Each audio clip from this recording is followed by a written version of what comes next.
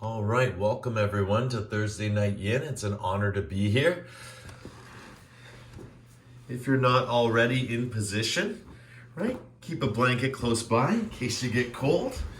But we're going to allow ourselves to lie down, place the bolster underneath our hips, and just relax with our feet there. Just enjoying ourselves. If we wish to go into a full five-pointed star, even better. Right, just open it all up. Just relax it through. Let's begin by taking a few really deep breaths in and deeper breaths out. Inhaling all the way and exhaling.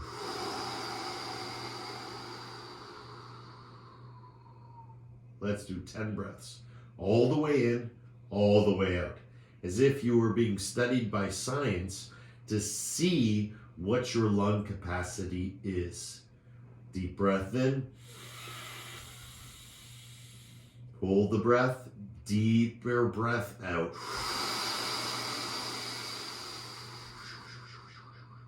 Deeper breath in.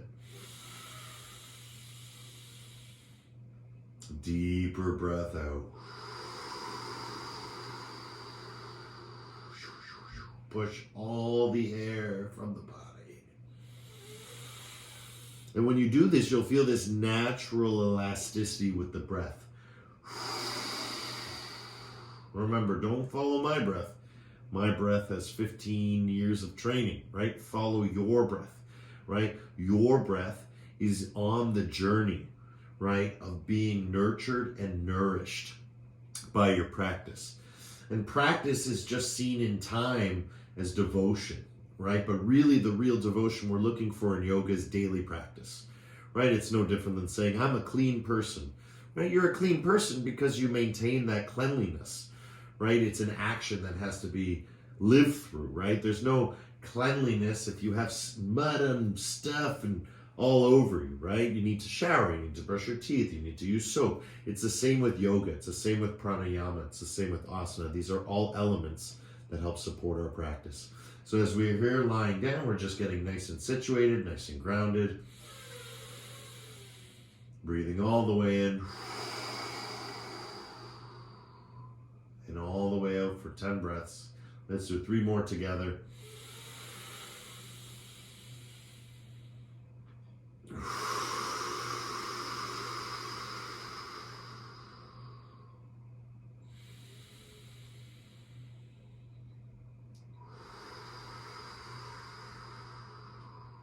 And one more, nice and strong.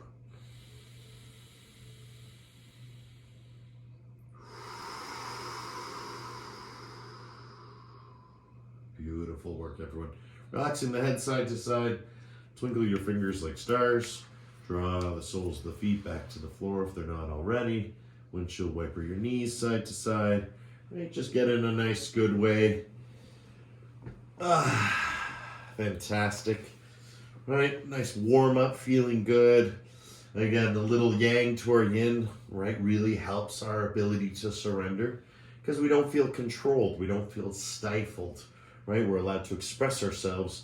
And again, we're moving into a deep layer. How do we get to where we've never been before, right? We got to move there and we got to express ourselves in micro movements to try and see just what that gap is between sort of what is comfortable and what is that comfortable edge, which is what we're seeking in our yin yoga, right? The edge is almost like an oxymoron, right? It's like bittersweet. We all know what that means, bittersweet. But again, it's a bit of a contradiction. Same goes with this, right? A little yang to our yin. And that will make everything just right as rain. Perfect. From here, bring your knees into your chest. Give yourself a nice squeeze. And then we're going to bring the soles of the feet back down. Lift up our support. So whatever we're using, a blanket, a bolster, a pillow, right? We'll just call it a support.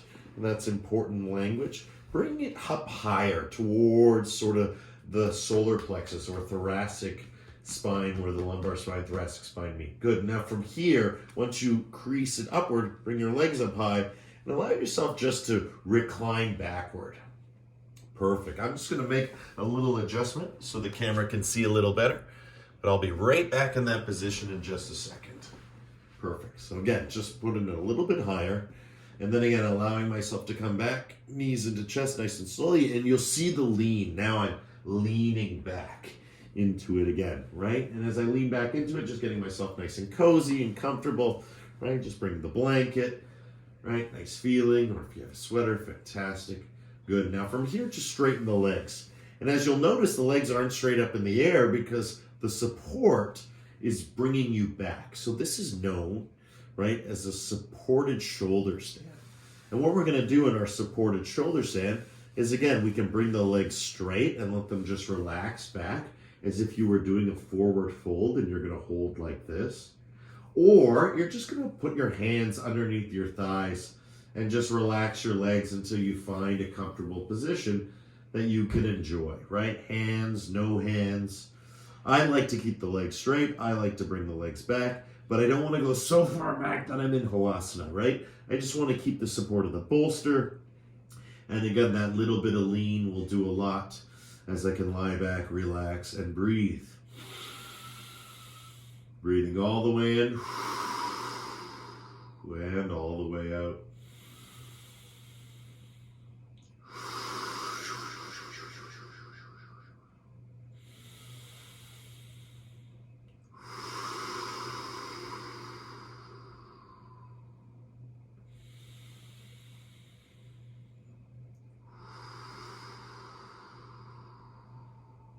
Good. Feel that breath. And remember, whenever we do an inversion is when our feet are above our hearts, and we do it for a long time, we're increasing circulation through respiration. So again, it's one thing to just pop up here and have the blood physically work harder to get to the feet, but working twice as hard, right, for the blood is really healthy for the body. And I'll give us a new perspective when we come out of this posture and help us refresh, wake up, learn something about yourself as you're here. The inversion, everything is channeling towards the heart and the shoulders. So as you breathe in, right, you should feel no stress in your neck, no stress in your shoulders. Everything is nice and relaxed. If you're wondering what your toes should be doing, you can curl them or just, relax them, but get those legs straight. That's what's important here. Especially if you attended core earlier today, this is a very, very good way to relax everything. And again, if you feel like giving a little self-massage, you can, right? There's no issues with anything we do when we start to warm up our practice. Remember, our yoga practice wasn't built in a day, right? Rome wasn't built in a day. And so therefore, to build something worthwhile and long-lasting, right, the metaphor sort of is that it's a daily practice, right? Rather than see it as outcome-based or some sort of reward, right? The reward is in each moment. The practice is the reward. And that's why we spend this time each and every week together live, because the energy is actually moving through us all right now. We are all accountable to this moment. And there's only this moment. And you really feel it with the breath. And if you don't know what I mean, all you have to do is imagine that there is no other breath. And you'll feel how sacred this moment is, right? Breath holds intelligence. Breath holds emotion, right? We know someone's angry by the way they breathe. We know someone is super exhausted by the way they breathe, right? A yawn is a breath, right? Anger is a breath, right? Sadness is a breath, right? Short, fast breathing, right? So if we study all the different emotions and link the breathing patterns with each emotion, even if it's just a generalization, it's still really important for us to understand as yogis why we breathe all the way in and all the way out the way we do, right? To sort of reclaim or get control of that which is uncontrollable, right? The breath comes and goes, but it never leaves. It has this magical energy. And so if we start to work with it, right, we start to feel that we have some influence, some ability to affect.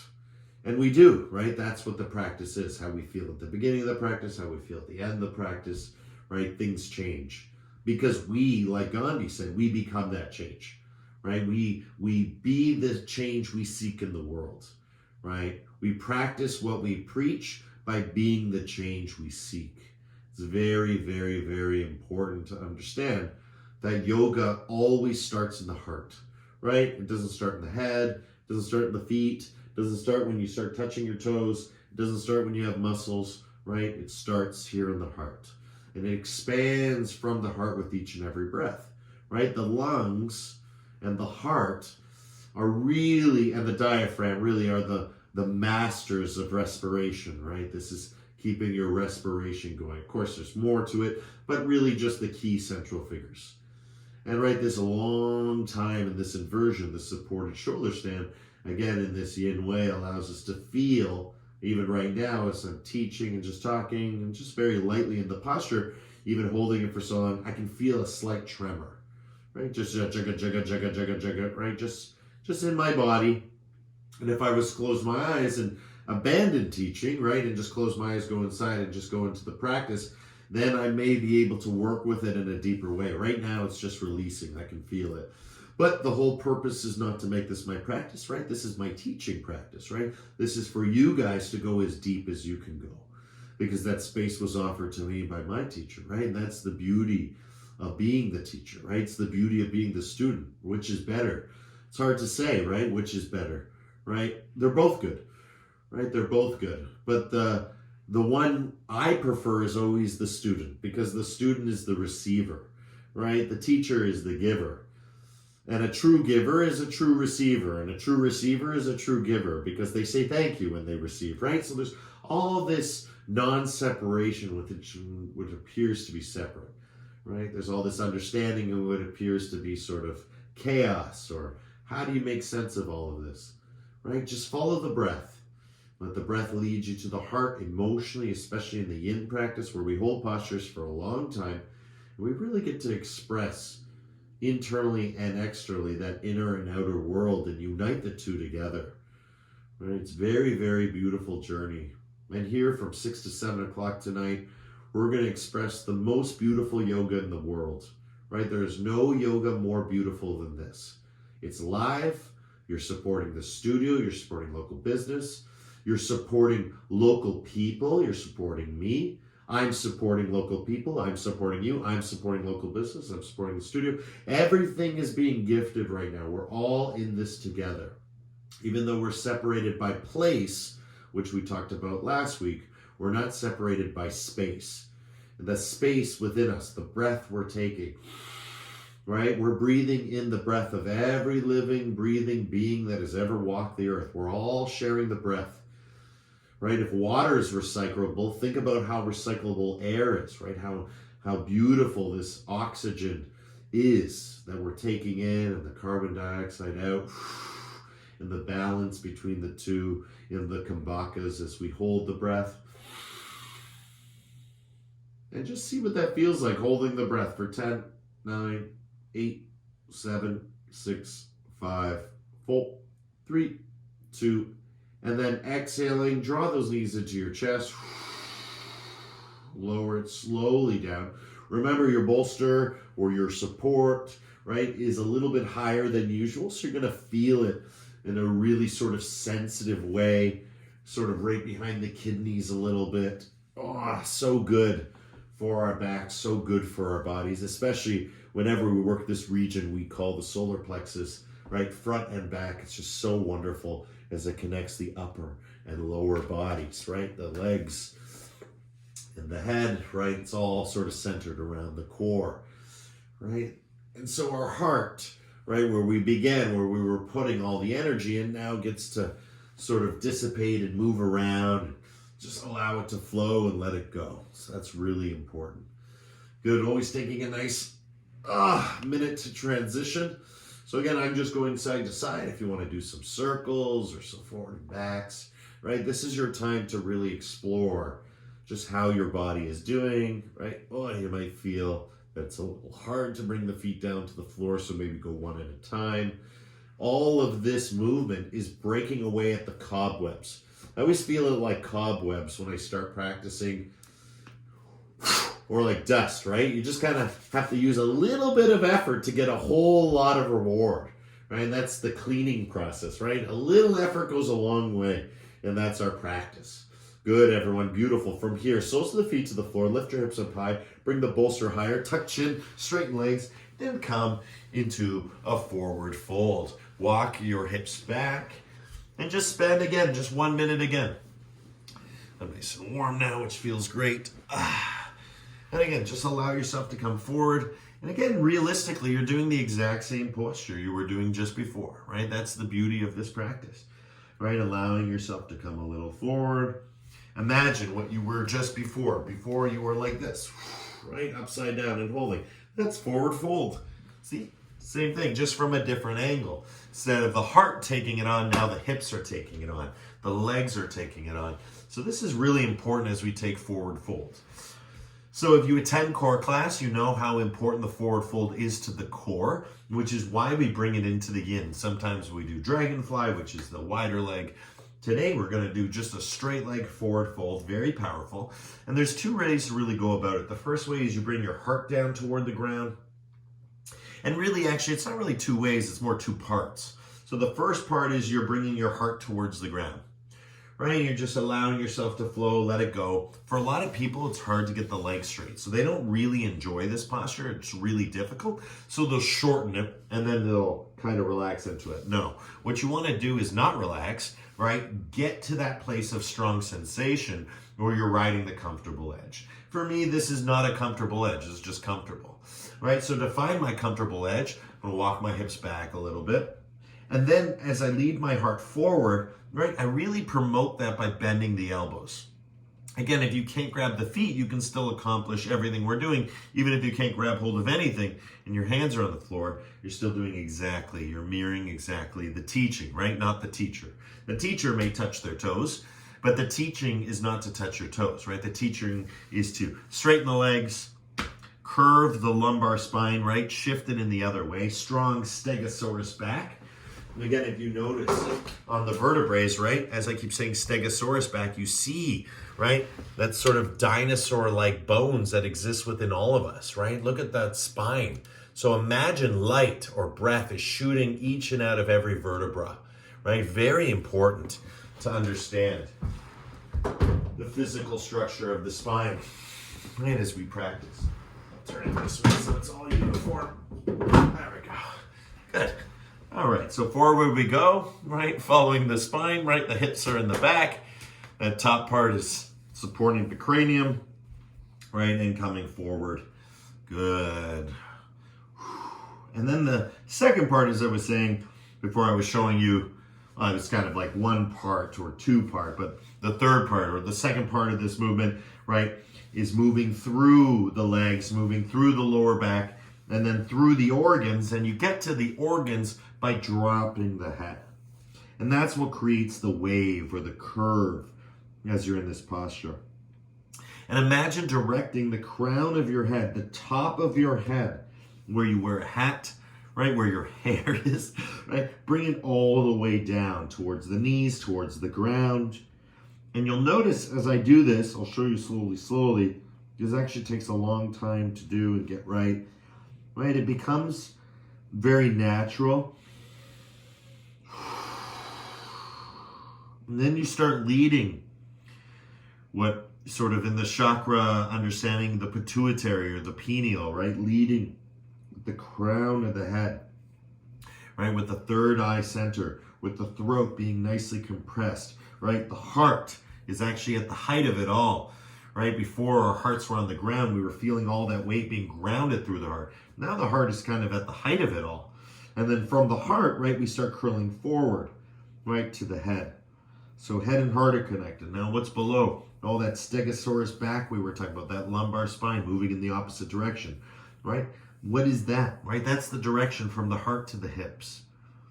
And then once we're in the hips, what's that feeling in our legs? Well, that's the feeling from the hips to the feet or the hips to the knees, right? It doesn't matter how you want to see it, but the body's all connected, right? That's why we call them kinetic chains. Front kinetic chain, side kinetic chain, back kinetic chain, right? You can get as specific as you want, right? You can have the ultimate language of anatomy, But do you understand what's going on? Can you feel it, right? Can you be affected by it, right? Can you study it? Can you learn it? Can you go a little deeper? So now that we've done the physical, now let's find that comfortable edge wherever we are. Head's relaxed, everything's relaxed. We're in the deepest part of our forward fold. And now I want you to really bring that breath back in. We did at the beginning, like the 10 deep breaths. Try and see what happens when you breathe all the way in. I'll show you as a demonstration if you're watching. If you're not, just keep listening, right? You can see with third eye center, right? Deep breath in. You may notice that I actually lift up, like there's a lifting up. It's not my head, it's my body. My body lifts because, again, the lungs are expanding, right? Diaphragm is expanding. And then as I exhale, right, through the mouth or the nose, whatever, right? Doesn't matter, just exhale, exhale, exhale. The important thing what matters is that it's all the air from the body. And when you do that, you notice that your stomach starts to roll in, your belly button starts to push back towards the spine. And this is really important because then you can start to get tiny little micro movements within the abdomen, right, to really benefit or massage your organs. It also brings you deeper. As I'm doing this right now, I can feel it, and very easily I can bring, again, forehead to knee for sure, but again, almost the crown of the head to the floor. And again, it's not that I want to get there, right? By getting there, by doing that, I feel all the pushback, right? So breathing allows me to encounter that pushback. And that's what we call the comfortable edge. So the edge is really trying to always bring you back, right? You don't want to go over the edge because over the edge is like, I don't know, like an example would be if I was like mosh pit headbanging, right? And I had to get my forehead or crown of the head to the floor, and I can, you're going to hear it in just a second. I know I have this flexibility, but, right, I can hit my head to the floor using momentum. That's not yoga. That's going to injure you, right? So the idea is that you go gradually towards the floor, breath by breath, liberating and allowing yourself to experience the deepest parts of yourself. And as you hold for this long, you're starting to get into more permanent stretching, right? Permanent psychology, right? Where you start to increase your neuroplasticity because you're learning no matter what your age. Yoga is not chronological. As long as you're learning, new neurons are connecting, and that's what we call neuroplasticity, the strengthening of connections, right? As the neurons fire together, right? They wire together. So every time you practice yoga, every time you even hear the word yoga, it opens up and strengthens all of these associations. And again, that's the main reason why people have certain preferences toward teachers. Because again, realistically, it's not an offense to any teacher, right? Or to any student, right? It's like imagining that ice cream felt discriminated, right? It's all sugar and water. It's all yoga. That's the beauty. But some people like cotton candy, some people like chocolate, some people like vanilla, right? The same goes with the yoga, right? You might like this teacher, you might like that teacher, you might like this studio or that practice, right? But it's all yoga. The point is it bringing you to a state of non-separation? Is it helping you liberate and realize the true nature of what we call the self, right? We all have a self. Myself, right, although I was called Alexander Petrojani, right, myself may not always associate with that. Now, I'm a boy, myself may not always associate with that, right? The self is this incredible, deep, lifelong experience. And you'll know, too, from yourself.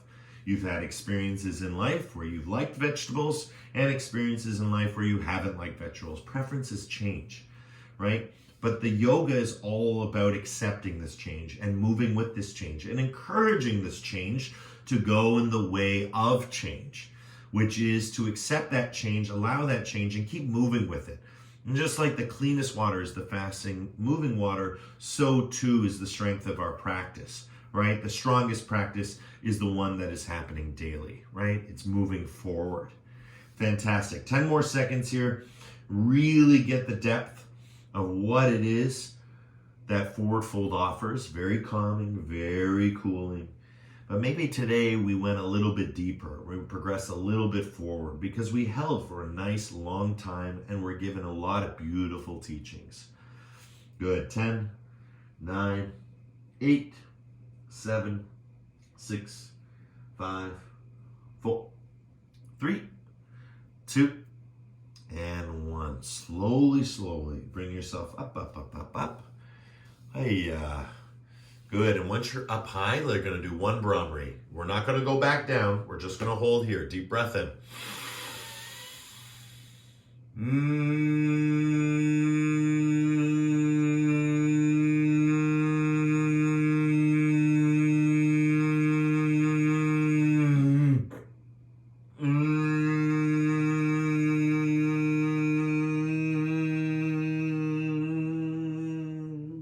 Inhale. And exhale, relax your arms back. Soles of the feet to the floor and move it around. Beautiful. It's always good to work from windshield wipers. It feels great on the hips, allows us to twist it out. But again, if anything else calls to you, right, you want to move around a little bit more dynamically, right? You want to just all of a sudden stand up and sit back down, right? You can, right? It's your minute. I just encourage certain movements because it feels good. It's just right there. But all of a sudden you're like, oh no, I need to lie down and I need to stretch out. That's fine too, right? Take your minute. Give yourself that permission. Good. Feel, feel, feel. And always breathing. Even in our transitions, always breathing. All the way in and all the way out.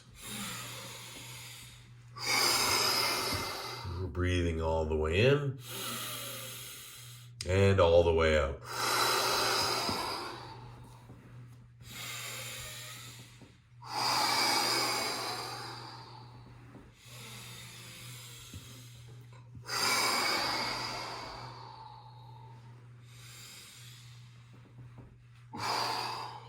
You can accomplish so much just from windshield wiping the knees side to side after a long, strong posture.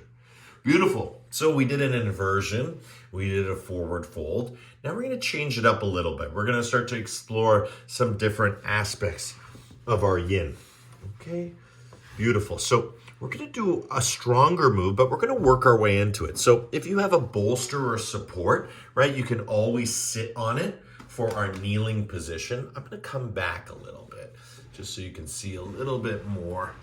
Good. So I'm just sitting on my bolster, right? You could literally sit on a blanket as well, right? It doesn't really matter. It just gives you just a little bit of some cushion, right, between sort of the thighs and the calves. Good. And now once you're here, start to lean back.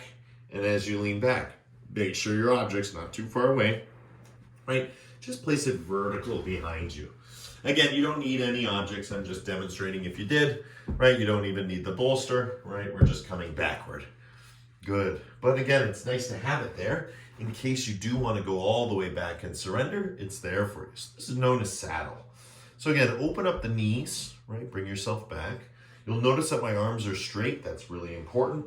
And then you just slowly, slowly start to breathe. Watch, inhale up. Right? That's all with the breath. Heart comes forward. Exhale. Forward fold. Inhale. Heart forward, right? It's not like I'm shooting all the way up. I can if that feels good, but exhale. Right? And so after a couple breaths, I may want to go a little bit lower. So I open up my arms a little bit more.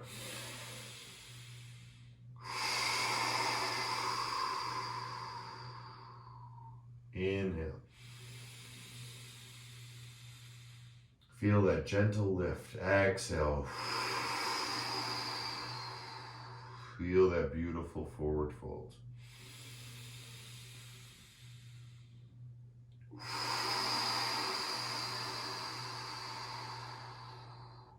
So we're getting a beautiful stretch right now through the thigh, through the hip, right all the way up into the shoulders. But again, we're moving slowly, slowly down deeper.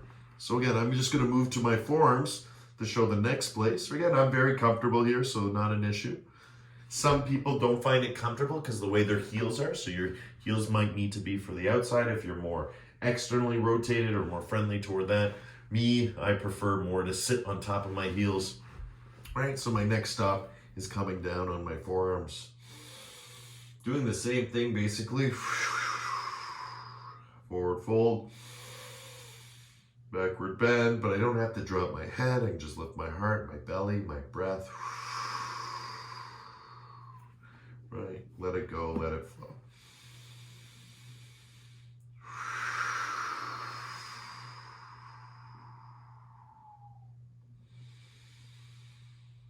So if your arms are straight still, you're going to slowly be working your way toward maybe one arm, right? Just starting there and maybe come back up. That's your comfortable edge.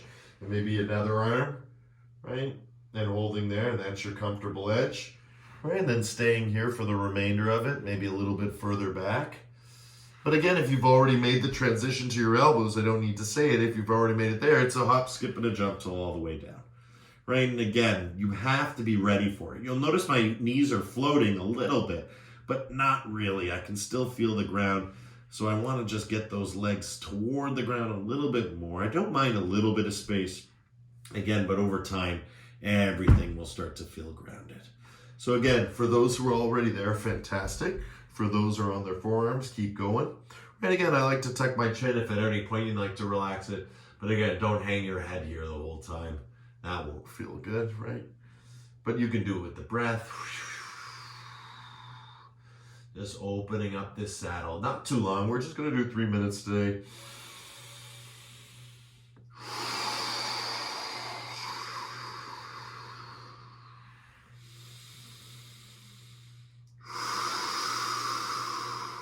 And of course, for some of you in the room, you may not even need the support, right? The bolster may not even be necessary.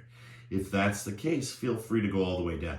But if you're uncomfortable, you're not yin. See, I'm very yin, right? I'm very relaxed. This feels good, but this does feel very strong. So I'm at my comfortable edge. So how do I know when I'm in yin? Well, it's not when the knees touch the ground. It's not when I can, reach my knees. It's not when my arms are out to the side or up here. It's not when my eyes are closed, right? I reach the state of yin when I'm relaxed. It's hard to understand what that means other than the experience. So you first have to know what being relaxed is, right? Relaxation comes from the mind. Comfort is in your body. That's how we've defined it during this course. Remember, we're moving from comfort, the physical, into the mental, right? Relax. Mind-body connection is getting unified through the breath. So if you're relaxed, right, you're able to think, you're able to feel, you're able to see, hear, listen, do all the sensory processing, right? Everything can happen, but it just doesn't, right? The input isn't that strong because you're relaxed, right? You're not trying to receive. You're not trying to give. You just are. And we discussed it today in our core class about being, right? We're all human beings. Human is what makes us different, right? I'm a boy, you're a girl. I'm young, you're old. I'm sick, you're healthy.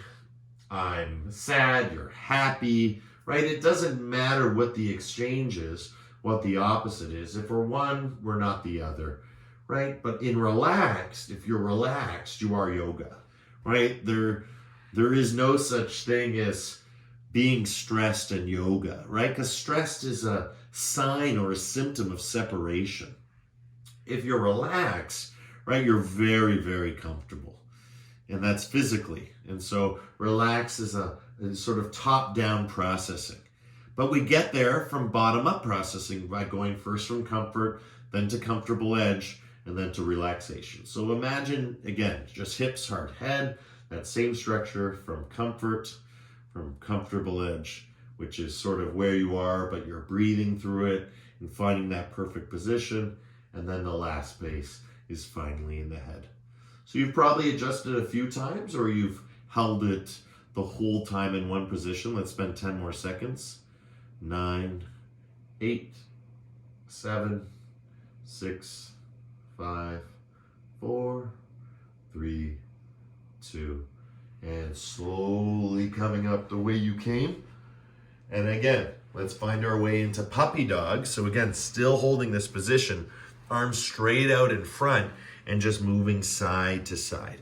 And then maybe coming up into a tabletop position, curling your toes, pushing back. So like this from the side, right? And again, uncurling, pushing back, feeling what that feels like. Oh, right? Coming forward. Just moving the spine around in all the different directions. You can even curl your toes, push back, downward dog.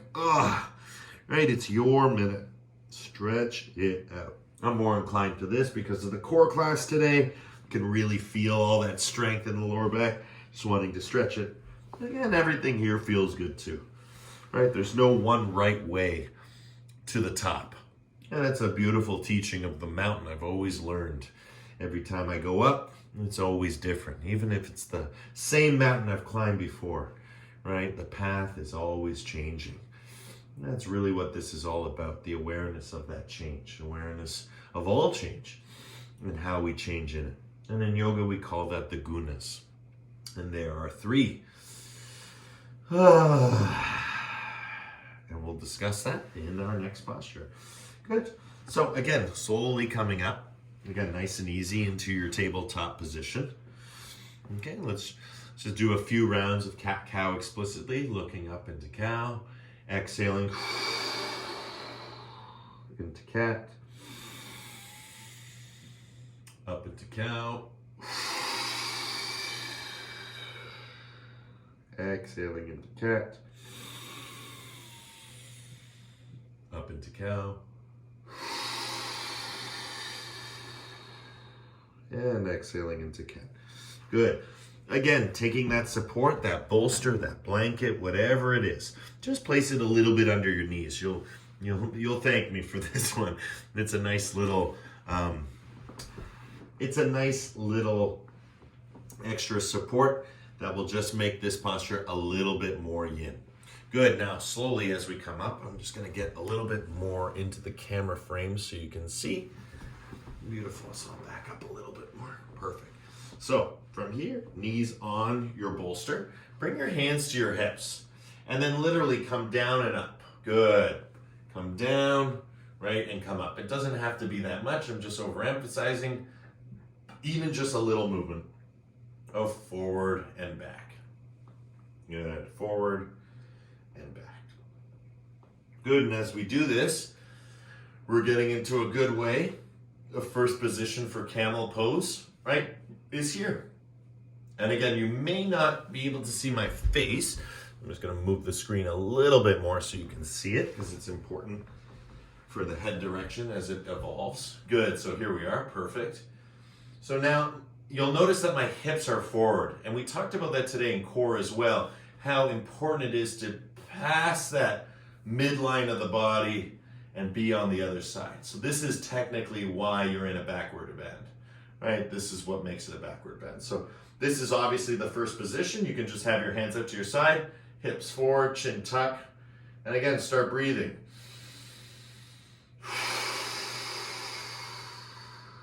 And pretty soon, you'll start to notice that you'll want to start to go a little further.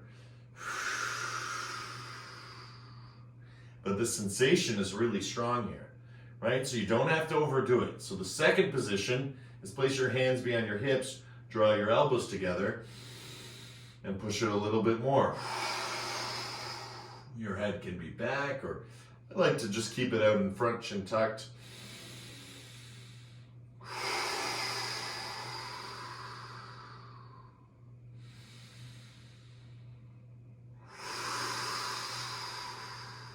Good, and those who are good here, trust me, you're getting a ton here. You're gonna feel it in just a second when we revisit that cat, cow, down, dog, puppy. You're gonna feel it. Okay, if you wanna go a little deeper, this time you just curl the toes, right? I would just stop there. Again, just feel how that feels.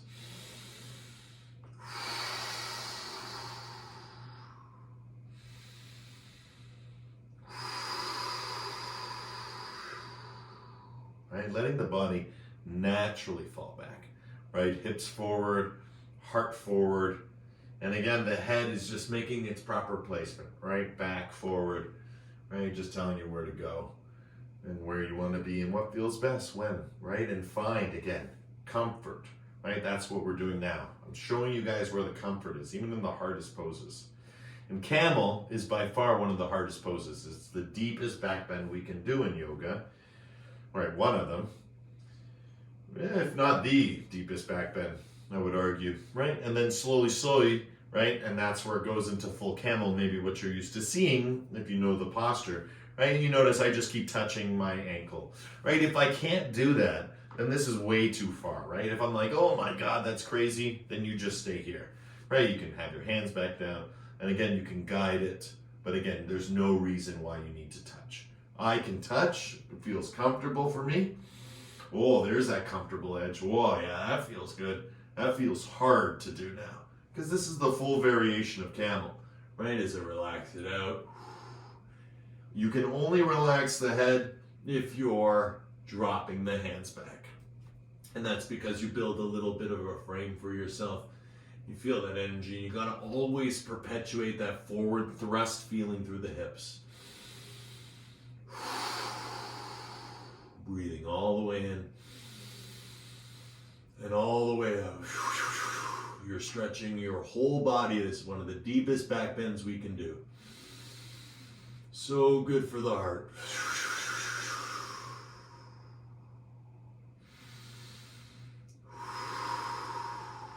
Good, whatever posture you're in, breathing and feeling 30 more seconds.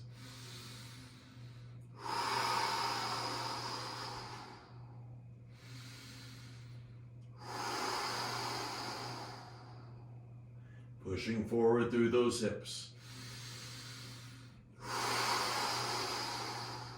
Feeling all that strong sensation. Good. 10, 9, 8, 7, 6, 5, 4, 3, 2, and slowly coming up. Oh! And now go right away into your puppy and feel the change we just created. Oh boy. I don't know if I'm feeling it more because of the core class today or not, but I'm sure camel just has this effect on everyone. Very powerful posture. And again, explore your cat-cow. Oh, I'm sure it feels totally different. Almost feels as if your hips have come alive, that you're able to move them around a little bit better than you maybe were before. Camel really puts sort of the shine on sort of simple postures, because we go just so deep with that back bend. And again, working with gravity, letting gravity push us into that back bend deeper and deeper.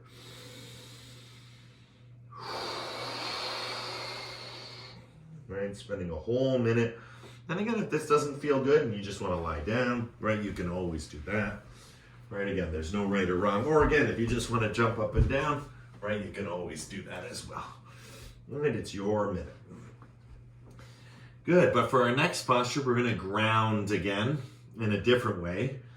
Again, that wasn't very grounding. It can feel like it's grounding, but it takes a long time to get there. This next one is, universally grounding for all. It feels really, really good, and it's known as squat. And we're going to take it today with a bolster, without, depending on how your heels are. So again, if your heels can't touch the floor, come out from the front, again, from the tabletop position. Again, I'm moving around all the time to show you guys different angles and camera views so you can see, kind of like we were in class. But I'm just sitting on my bolster right now. Oh, there we go. That's too low. Hiya. Good. So I'm just kind of on my bolster right now, relaxing with my heels. But again, I can get my heels to the floor, as you can see, so I don't need the bolster. But again, I might feel too comfortable to be that narrow. So just opening it up a little bit. Good. Again, the first minute is to get as comfortable as you can. Right? Don't worry about being yin, right? Yin comes to you, right? Because you are it, right? It's not really coming to you, it's coming through you, right? It's kind of like we resist it. We resist the yin by playing loud music. We resist the yin by, not literally loud music, but you know what I'm saying. Like we drown it out. The yin is there. It's just we drown it out. And so even in the language of silence, the teaching of silence, right? You can speak the language of silence. Words can offer support and praise and acknowledgement, right? They don't always have to separate us, right? They don't always have to be divisional things. But as we breathe, right, we're finding that unity through the body, through the teachings, connecting the mind and the body slowly, slowly, more and more together, because they're already connected together, right? We've just forgotten how intense that connection is. And so each time we practice, we strengthen that connection, right? It's progress. We're moving in the right direction, right? And where is that direction? How do I know it's right? Because it's your direction. And your direction through yoga is the right direction because it's for yourself, to be your best self. And that's what we need in the world.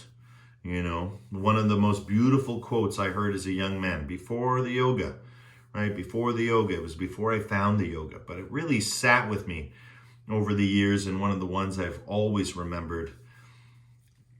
And it's just so simple, right? Don't ask yourself what the world needs, right? Don't just ask yourself what makes you come alive, and do that, because what the world needs are people who are truly alive, right? So don't ask yourself what the world needs, right? That's the way our whole system runs, right? We fill in these blanks, we fill in these gaps of needs and wants and services and products and goods, right? And politic of all kind. But with yoga, the consciousness, right? Don't ask yourself what the world needs. Ask yourself what makes you come alive and do that. Because what the world needs is people who are truly alive. Like, what a beautiful, statement of sentience and sentimentality. It's beautiful, absolutely wonderful. So alive to your living, awake to your waking, right? Breathing in, breathing out. Feeling that beautiful squat. Breath comes all the way in. Breath goes all the way out.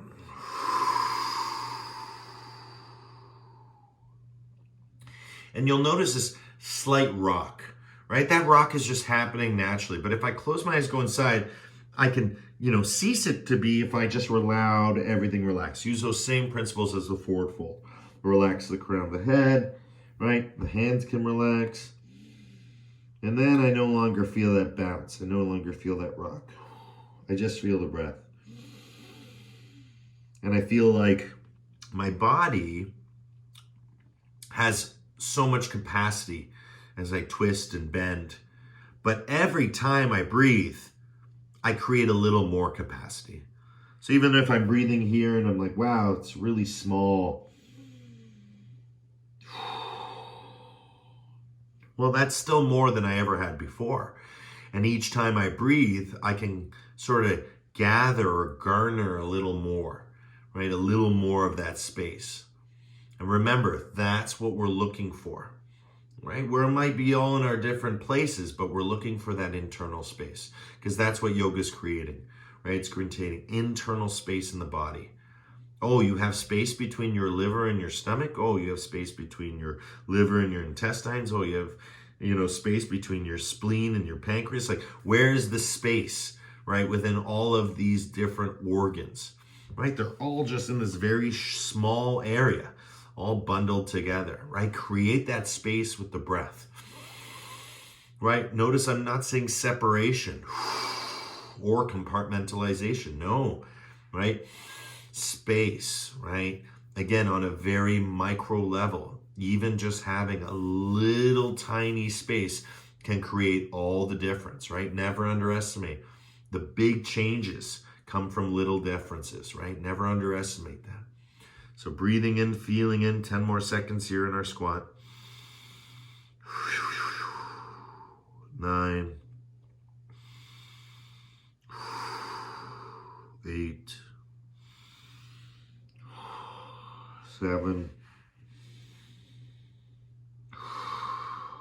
6, 5, 4,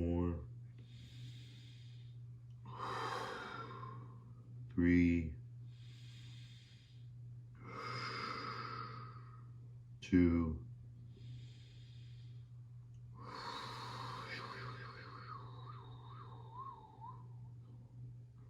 and 1.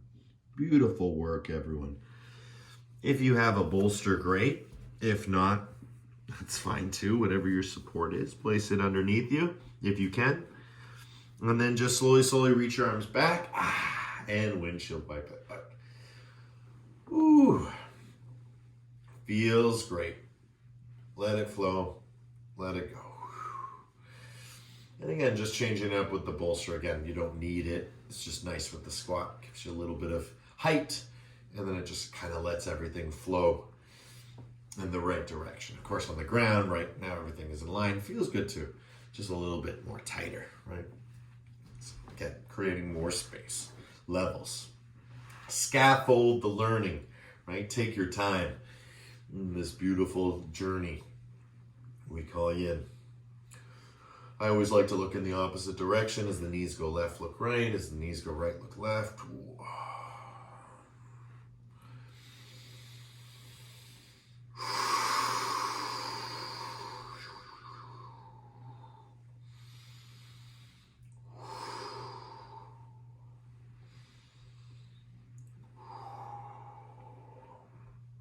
Good, fantastic. Now slowly coming up. Wow, it's already 6:55. How the time flies. Amazing, truly amazing. So we did our beautiful squat, which felt great. I want to just revisit just a simple move that we did last time around. And I just want to revisit it one more time with some modifications. So again, just taking your legs and let's go left side first. So the left leg, I'm going to the right side with my left leg in front. So it looks like this, right? So nice and easy. So left leg is out in front. Perfect, good. But we're not gonna do that, just stay there so we're all in the same way. So again, just coming onto this side, just like I am here. Okay, perfect. Now from here, what we wanna do is we wanna bring that left leg in front and that right leg behind, and that's known as our deer pose. And we did this last week, which was nice. So we're gonna revisit that front leg straight or the pigeon, depending on where you are. So I'm going to show both postures, and because of time, we're going to choose one rather than do both because I want you to really enjoy the time. Okay, so one is more for the hip, the other one is more for the hamstring. You choose which one. I'm going to show both. Yogi's choice for our sort of close here. Okay, so the first one is our pigeon. We all know it, right? You can take it right from here and just drop right down, or you can extend the back leg. Use that bolster to support yourself. Shift those hips. Let it flow, let it go. Right, that feels really good. Good, maybe you want to switch it up, right? That's fine too. The other way is you straighten the leg and you work on doing half splits, right? And we're just working on those half splits. You want to try full splits? Right, not yet, right? So again, just work with half splits. And if you've ever seen music videos of dancers, right? They drop down to the ground. They do this very move. They go, right? They go, and they go like this. And, you know, that's just a dancing move, and they'll come back up, right? So, again, it feels really, really nice. A little different than our pigeon pose. And as we stretch it out, forehead toward the knee. And again, as you do that, you can always stretch out that back leg even more behind. But keep it more to the side. Stay on the bolster. Don't come off the bolster. Okay, just stay on the bolster, very yin, and relax forward. If that's too much, remember, pigeon is just a second away. And of course, we all know pigeon, we all love pigeon, and pigeon feels good. Good, so whichever one you're choosing, stay there. I'm gonna choose the leg splits because I like that one. For others, you're gonna definitely choose pigeon because that feels good, right? Big finish, right? And just relax, right? And again, just like the forward fold, right? Whether you're in pigeon or you're in sort of front leg splits, right? Just relax that forehead down. And as the forehead drops down, imagine getting that crown of the head, right? The top part of the head all the way down, right? It doesn't need to happen, right? That's not the goal, right? To touch anything, right? Touching is like grasping, right? We just want to reach. We just want to head there, right? That's the right direction. What's the right direction? Down. Why? Because it makes everything feel better. Right, stretches everything, strengthens everything. So that's where we want to go. And that's how we want to flow.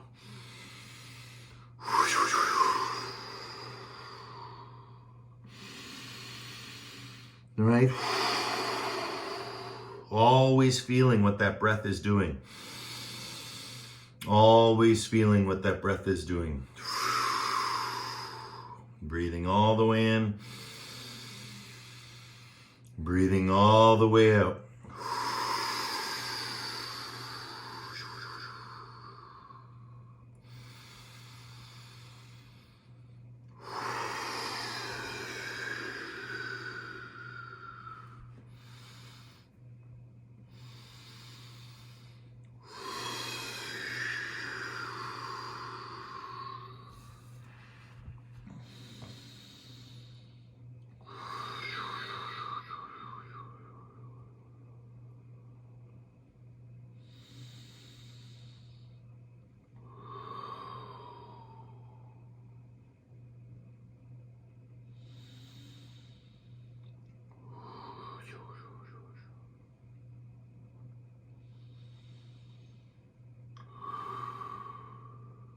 Good, no matter where we are in pigeon or straight leg, right? We're all relaxed, we're all let go, we're all letting be, right? Just 10 more breaths here.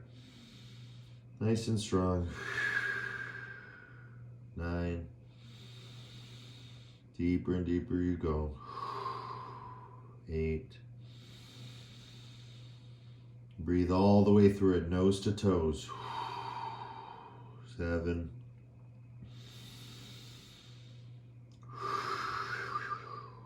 6. 5.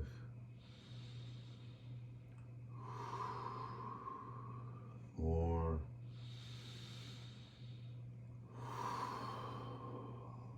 3. 2.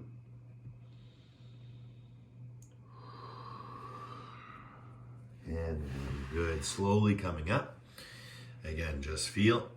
Whoa. If you were in straight leg, it might be nice to go into pigeon. Right? That feels good. Or deer pose. Right? If you were in pigeon, it might feel good to go into straight leg. Right? Just play around.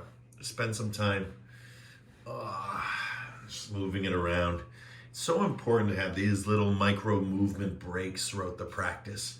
Right? The micro movements are the medicine for our bodies.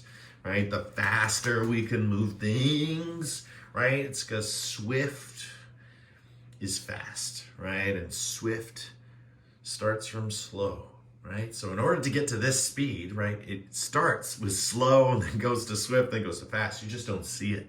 But that's just the way it is. That's what acceleration is, right? 0 to 60. How fast it goes there depends on how advanced, right, your technology is. Right? And that's all it is.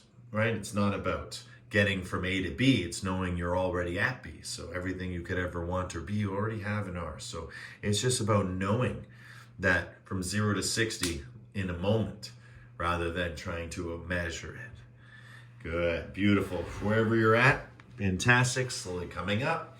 Again, take those legs, walk them all the way over. Now this time to the right side, left side with the right leg in front. Perfect. Good. Again, I'm just forming my deer pose. Getting nice and into it. And of course, I know what I did on the last round, so I'm just going to repeat that on the other side. And again, same goes for you guys. So we took the pigeon pose. Fantastic, right? Lying into it, relaxing into it, moving that hip, getting nice and comfortable for the first minute. And again, if you did the straight leg, same thing. Kick out that right leg, open up those hips. That leg is back, right? Remember, you're still in the bolster. We're not doing the variation where we're coming up, right? Just staying on that hip, nice and relaxed.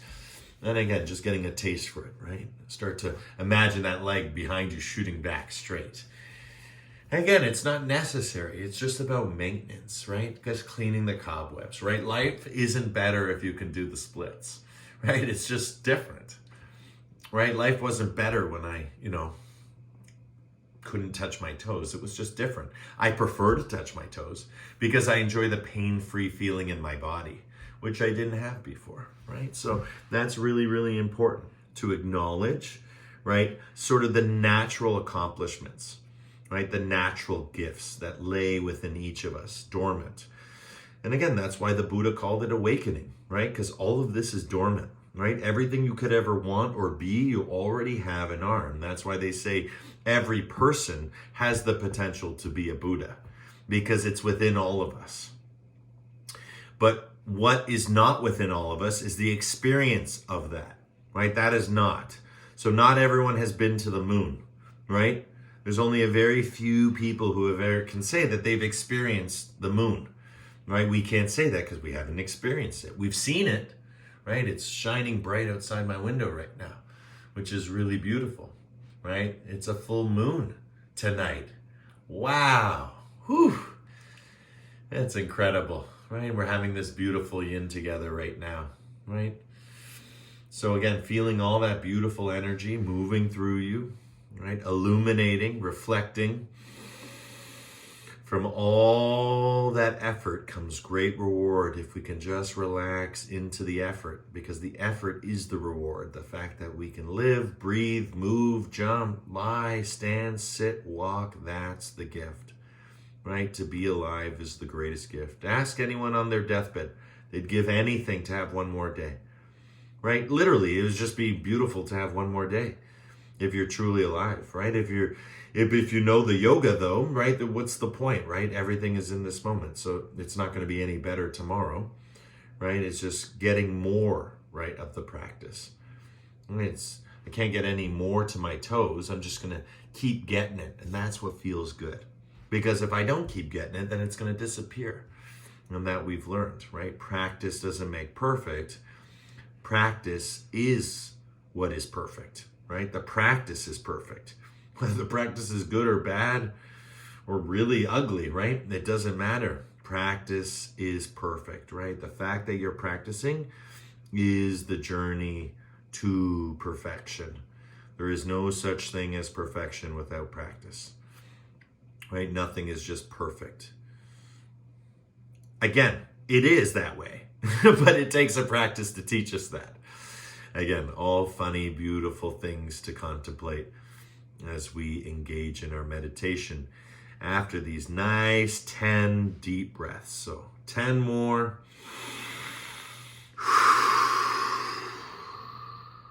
9, 8, 7, 6, 5,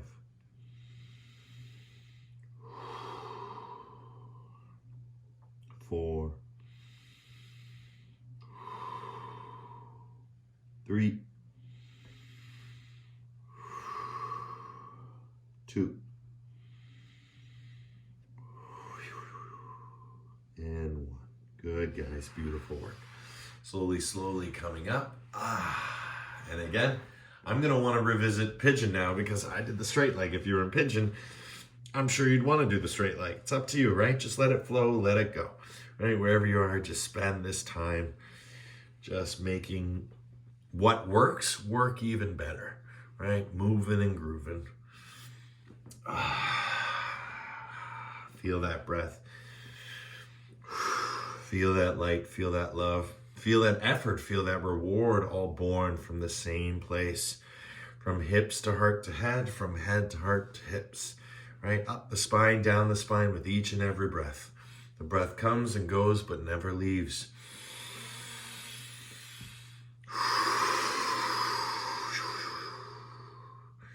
Good, guys. Beautiful work. And slowly coming forward. Remove that bolster behind you and lie all the way down on your backs for Shavasana.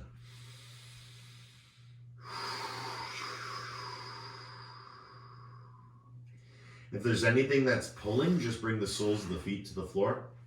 That just helps relax your spine. You can always put your supports under your knees, right? Whatever you need, like the bolster.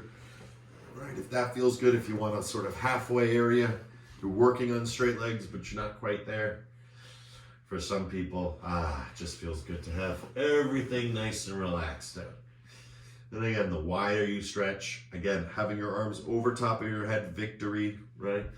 as if we were running, 100-meter to a 10,000, mile race. Doesn't matter. Victory is victory. Doesn't matter how tired those people are. Their hands go up, right? It's a natural psychological phenomena, right? It's an expression of a universal emotion. Right? To put an hour into anything, especially these days in the 21st century, right? It's incredible. It's so much time, especially when you think about it, right? The attention span has gone down, down, down each and every decade. Now we're sitting at the attention span with the younger generation to almost a second or two, right? There's so much information that all they can give is a second or two, or else they'd be looking at things all day long, right? Having no time for what they want to look at, right? Just constantly bombarded by other things, so much stimuli, right? We look back 100 years and think about the stimuli, how much bombardment there was. Very little, right? Or there was much, much more, than pre-civilization or, pre-industrial age or pre-agriculture, depending how far you want to go back. But ultimately this change, as I said before, is the gunas. And the gunas encapsulate sort of 3 levels. The first one, right, is tamas. And in many ways, we're being very tamasic right now. We're grounded, we're very yin, right? We're lying down. And this is the slow, this is the deep, this is the dark aspect, right? And again, this is just this energy that is opposite to its other, which is light, which is open, right? This is closed, right? So tamas is very deep, it's very dark, it's very dense, whereas sattva is its opposite in a way, right? It's very light and open and awakened. And we can see one as sort of dark, right? And the other one as light, right? And then in between you have the rainbow, right? You have all the colors, and that's rajas, and that's change. So colors are change, light is change, the absence of light is change, right? Everything is a state of change because all of these 3 states, right? You see something, you close your eyes, you see black, you're here in your shavasana. Take a deep breath in. Good, take a deep breath in, open your eyes, hold the breath. Open your eyes for 10, 9, look around you in the room, see all the colors you're seeing. That's rajas, that's change. Everything in your room has changed. You brought everything in, it will change again. You might not even be your house one day, right? Your heart will be the same, but your house might change. Whatever, exhale, let it go, close your eyes again. Now behind closed eyes, right, curl your eyes to the back of your head, rolling your eyes to the back of your head, almost as if you're looking upward at your third eye. And then you might sense a sudden flutter. So in that darkness, in that yin, in that, tamas, there is, through raja, there is sattva, which is an awakened state, right? So it's not just eyes open or eyes closed, but whether or not your eyes are open or closed, the awakened state is there, right? You can feel it with your eyes closed. You can feel it with your eyes open. It's the same. Right? That's the undifferentiated or non-separate state. And that is another word for meditation. So let's close our shavasana with 1 strong Brahmari, deep breath in.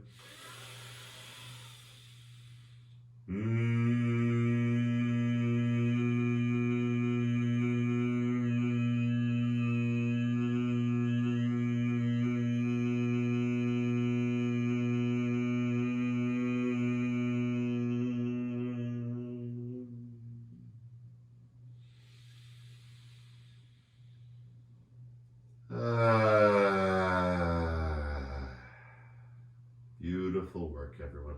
Rocking head side to side, twinkling fingers like stars, roll out through the feet.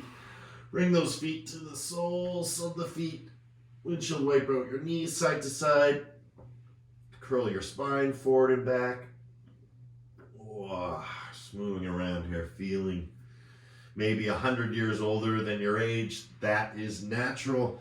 That's what yin does. Slowly, gently come up with helping hands into a comfortable seated position on the bolster or on the floor, heels underneath the knees, or right, if it's natural and it feels good toward the hips, bring them closer to the tailbone. But if you do feel 100 years older, sit. Because when you sit, now you feel like a statue, right? Your body is expressing all of its energy, right? Where it's sore, where it's tender, where it perhaps is weak.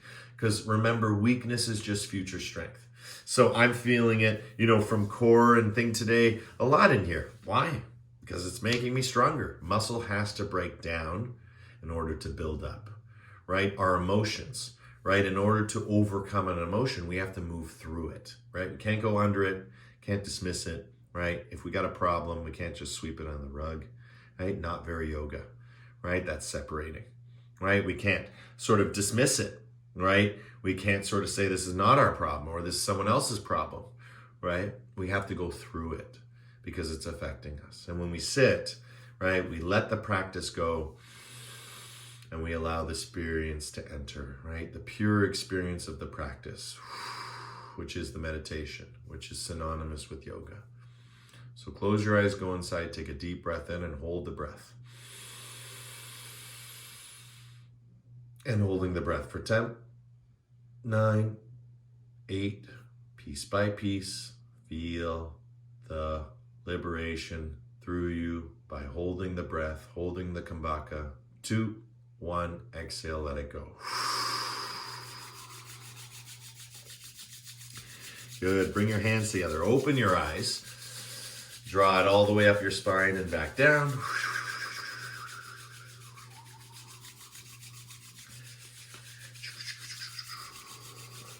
The faster we go, the better, right? More friction, more energy, more warmth, right? Getting that empiricism from your practice. Good, just let it go, let it flow.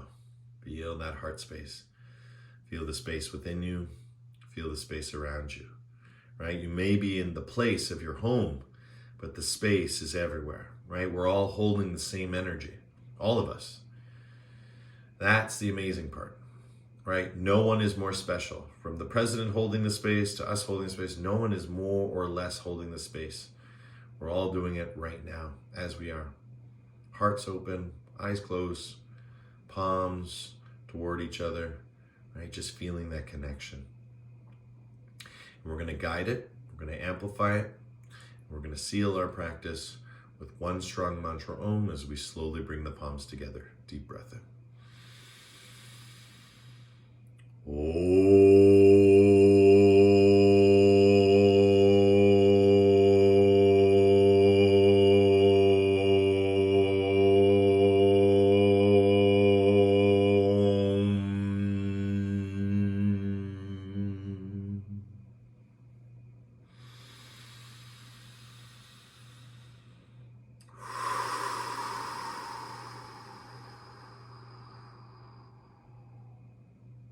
Shanti, shanti, shanti. Peace, peace, peace.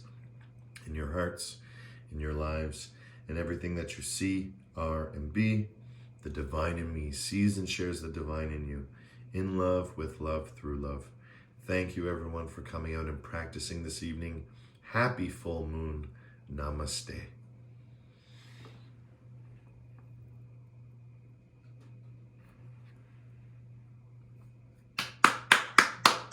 Yay! You're so welcome.